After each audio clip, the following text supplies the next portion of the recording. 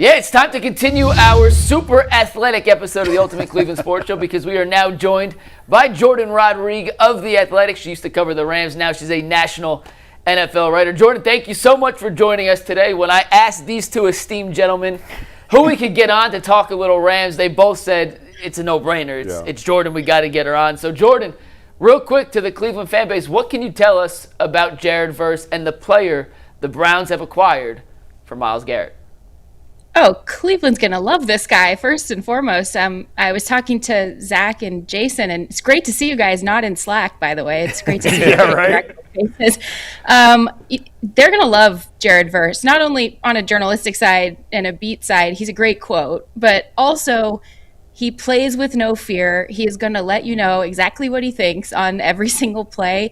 And he's only scratching the surface of his potential. He's a power rusher who is still working on some of his finesse tools in his tool bag. And I just really think that once the shock of this wears off for the fan base and they get to know Jared a little bit more, they're really going to love him. This was a really hard thing to do for the Rams to part with him for a reason, that he was beloved in the locker room. And I think Cleveland will very soon be a big fan of Jared Verse.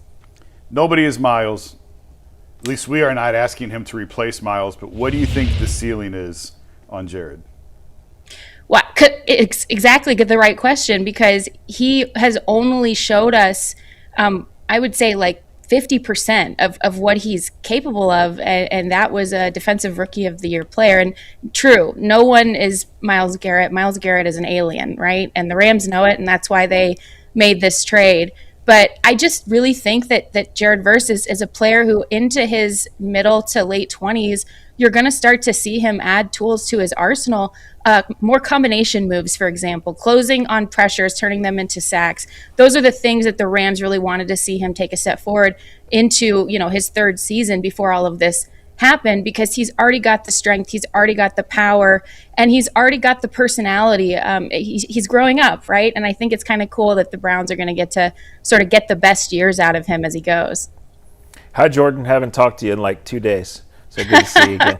I think it was a week ago last night, Jourdan and I were summoned to a phone call. She's on LA time, but past my bedtime here. And I don't know, we both had inklings, we both heard things. At that moment, Jourdan, 8 days ago, did you think this was going to go down the way it did?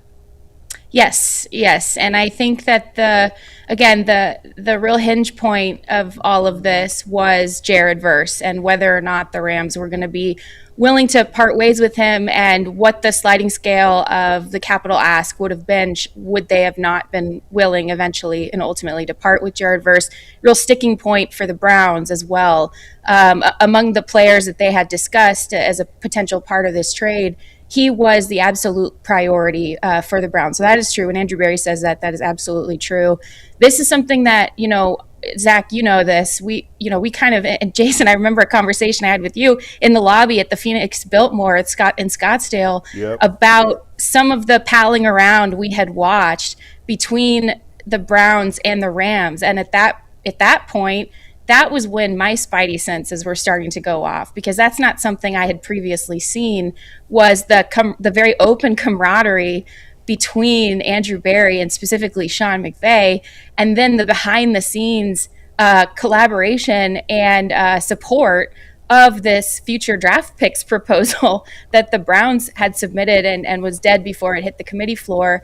But that was really interesting to me, and that was when I started sort of gathering on a lot of this chatter.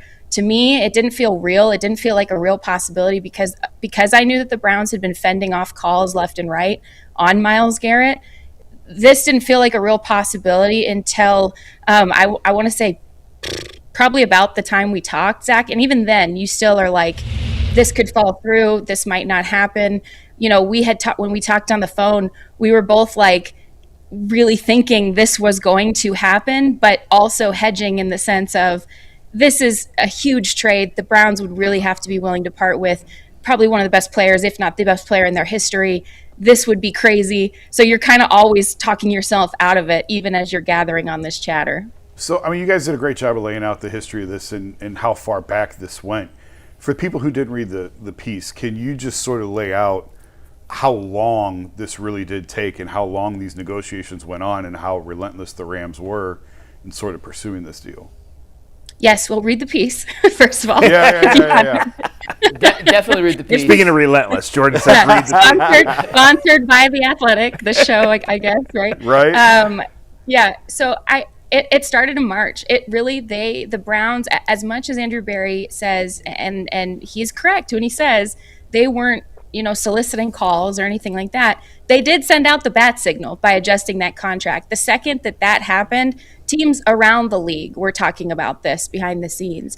The Rams make the phone call because they've been trying to trade for Myles Garrett since 2022, and he just hasn't been available. This is one of Sean McVay's favorite players of all time, and someone he's admired from afar forever. And so they pick up the phone again in late March. Then they see them at the league meetings. What we now know was not camaraderie. It was also like some open wooing was happening at that time between the Rams and the Browns.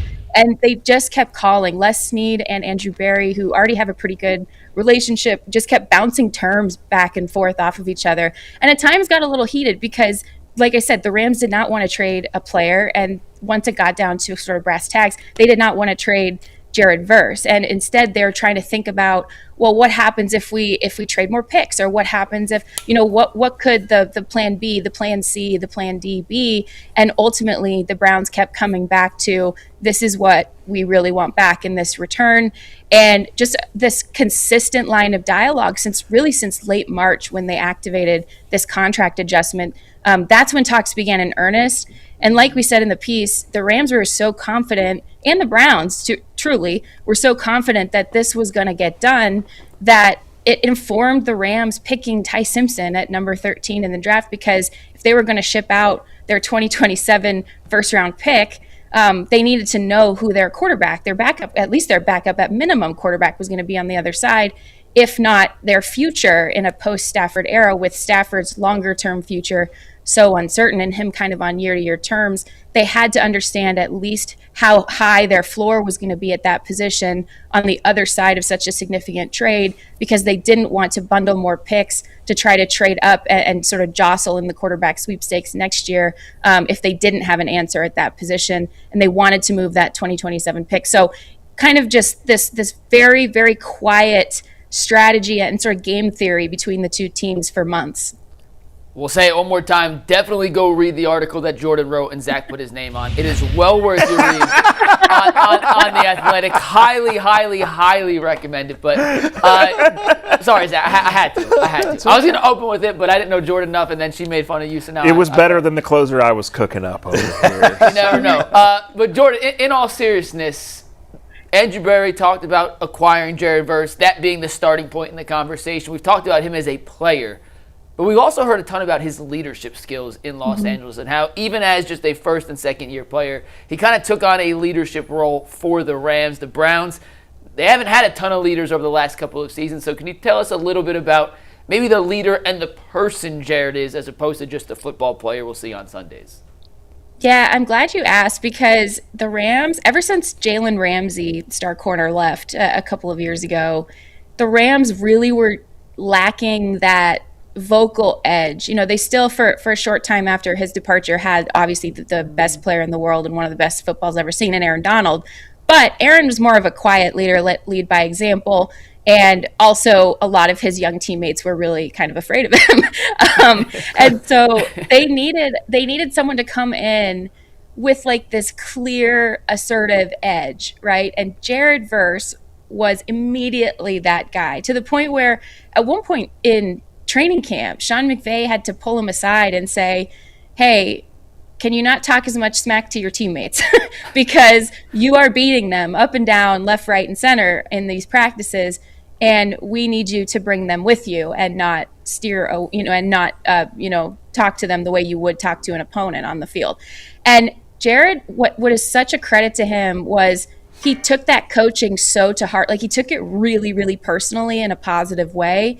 And you saw this shift in him where he gave that defense this feeling of belief, this feeling of this ferocity, this backbone. You saw him walking laps around the field before their game in Philadelphia with his thumbs down because he just wanted all the smoke from the Eagles fans. He relishes that type of thing. And the thing about Jared Verse is he can back it up as well. So he really was this guy who galvanized his teammates at such a young age. For me, that was quite rare to see. And it gave them an edge that they really had lacked just personality-wise in that defense. And in the locker room, like, everybody just gravitated toward his locker because there was going to be something going on at any point. There was going to be some back and forth about college football or smack talk or whatever. And you saw he had really great friends in that locker room for a reason, because people just like to be around him. So I just think this is a really positive ad on and off the field for Cleveland. Jourdan, this 9 weeks of push and pull and poker with Snead and McVay and Andrew Berry, do you think it's going to make things easier when the Browns need to trade for Stetson Bennett in a couple months? Was that your closer? I love it. It was pretty good, right? You know what?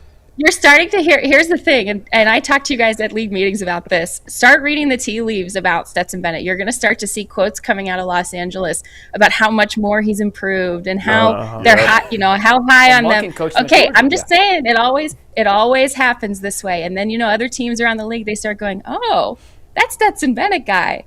Man, maybe he has improved, that kind of a thing. Yeah. So, never say never where the Rams are concerned. And now they've got this bond for life with the Browns, apparently.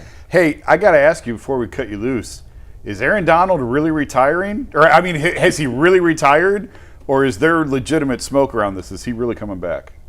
I think there's legitimate smoke around this, but I would not, wait for it to happen tomorrow or the next day or the next couple weeks or October, right? I think that this is a thing where if the Rams are really making a contention push here, like they hope they are, then where there's smoke, I think there will be fire.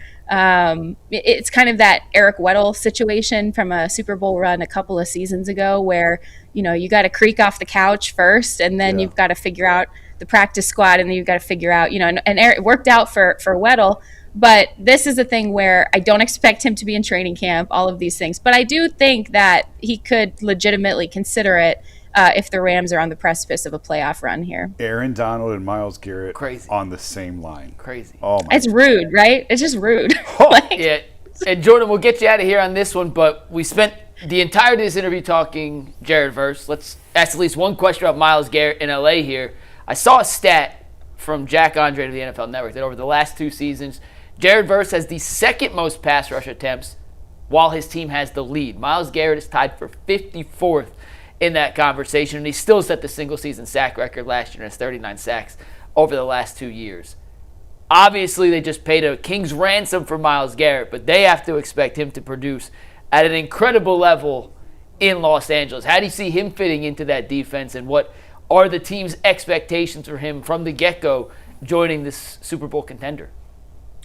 Yeah, well, based on the expletive-laden texts I got from other coaches who are not Rams coaches about this trade, I can imagine the expectations are pretty high here.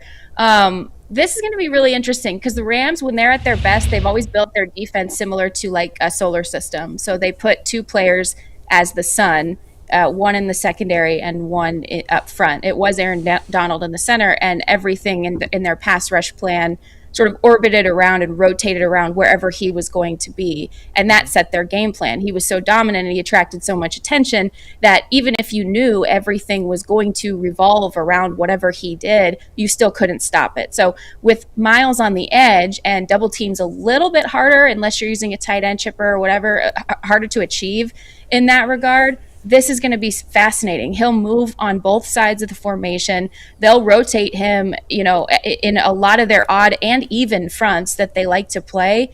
And they're going to be able to dictate a lot of what the rest of their defense does just based on wherever he is on the field. And the offenses will obviously try to avoid him. And that's one of the things that Sean McVay is most excited about, is the predictive nature of having a player on the field like that when you know that he's going to have pass rush opportunities as well. And the other thing is that the coaching staff always used to joke, who's the best corner on our team? It's Aaron Donald. Okay, well, Aaron was so productive in affecting the secondary, and how how fewer a time how much less of a time they had to cover, that you already see the excitement out of guys like Trent McDuffie, being stoked because they, what may have been, 1 or 2 seconds is now going to become this really productive quick pressure. And I think that quick pressure, especially winning fast and disrupting early, it's not something they were very successful at the last couple of seasons. This is something they think he's going to be really catalytic for in terms of winning quickly and disrupting the quarterback fast enough to where the corners can probably play a little bit more man than they typically have, and not have to cover quite so long either. Awesome. That is Jourdan Rodrigue of The Athletic, co-authored a great piece with Zach Jackson on the acquisition of Myles Garrett and Jared Verse. Jourdan, thank you so much for taking some time to join us on the Ultimate Cleveland Sports Show, and best of luck and enjoy watching Myles Garrett this fall. Thanks, guys. Nice to see you.